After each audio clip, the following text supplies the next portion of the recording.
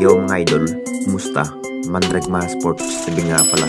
Ating pag-usapan, Barangay Nibra Trade, Maverick Amisi, bibitawan na ng Barangay Nibra at Jimmy Alonso, matinding sinabi sa TNT Tropang Giga. Pero bakit mo nga yan?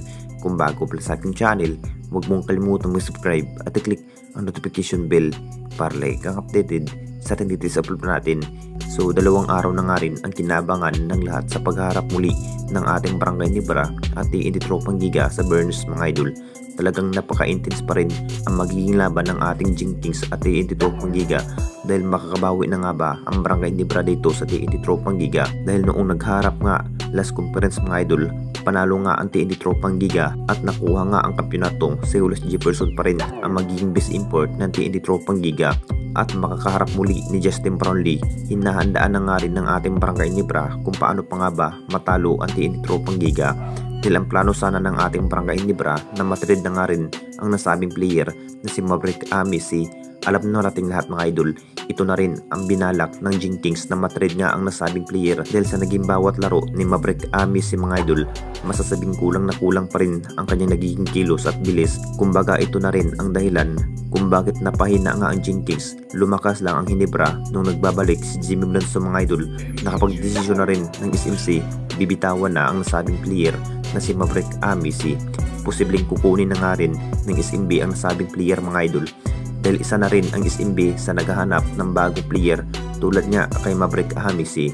Kung titignan natin lahat mga idol, habang may value pa si Maverick Amisi, masasabing nakapag-desisyon na rin ang Hinebra Management na matrade ng ibang kupunan. At dito na naman tayo sa isa pa nating balita, Jimmy Alonso, matinding sinabi sa TNT Tropang Giga. Alam na nating lahat mga idol, marami naghihintay nga sa pagbabalik ang nasabing highline forward ng Barangay Nibra na si Jimmy Alonso. Ilang laban na nga rin si Jimmy Alonso mga idol, hindi nakapaglaro dahil sa inihindang guto injury nung nagdaang season. Masasabing ganadong maglaro ang nasabing forward dahil healthy na nga rin ang kanyang bawat kilos. Talagang mapaplakas nga ang magiging starting 5 ni Coach Tim mga idol kapag may Jimmy Alonso ang magdadala sa opensiba.